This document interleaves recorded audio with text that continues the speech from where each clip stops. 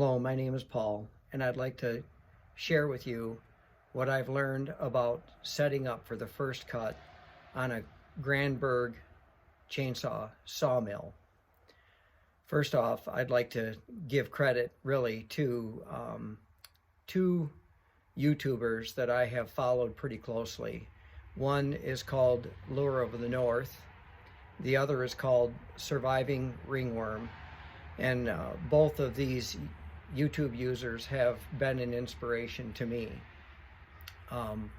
But what I've come up with works really good for me, and I'd like to share that with you.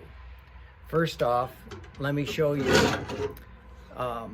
this piece right here that I've made. It's simply made out of a piece of 2-inch angle iron with a piece of 4-inch flat steel.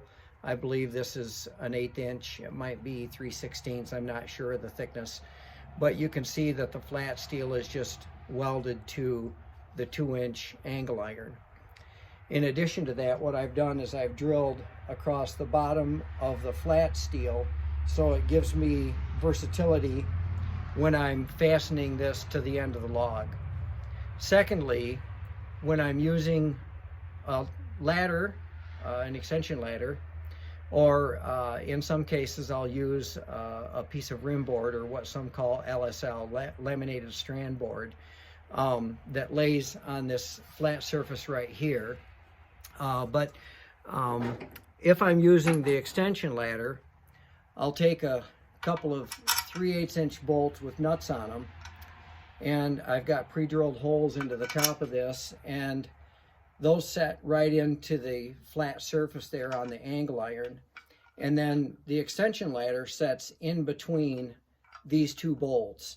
And I will set the extension ladder so the rung of the ladder, as the chainsaw mill pushes through, will push the rung of the ladder up against these bolts. And as the chainsaw mill tries to drag the chainsaw to the right when you're sawing, these will also stop the ladder from sliding off from this surface right here. And I use these most all of the time, but there are occasions where I'll have a longer board or I'll have a shorter board to saw, or I should say a longer log or a shorter log that I'll saw. And in that case there, what I use is the rim board, or the LSL that I talked about a few minutes ago. And that is this right here. This is 14 inches wide, 14 inches wide. It is 1.5 inches thick, and it's a great flat surface to lay across the top of a log. If you're sawing something that's excessively long, this will have a tendency to have a sag to it, so you're going to have to shim underneath it, as you would even if you're using your extension ladder and you've got too much distance between the bottom of the ladder and the top of the log. And so when I'm using this laminated strand board, what I'll do is I'll take my angle iron and I lay the strand board right on top of the angle iron. And there are 3 holes drilled in the top of this that are not real easy to see, but you can see there's one there, one here, and one here.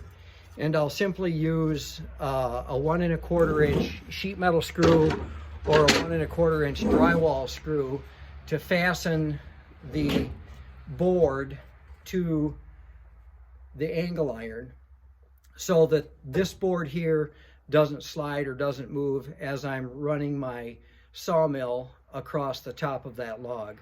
This system has worked really well for me.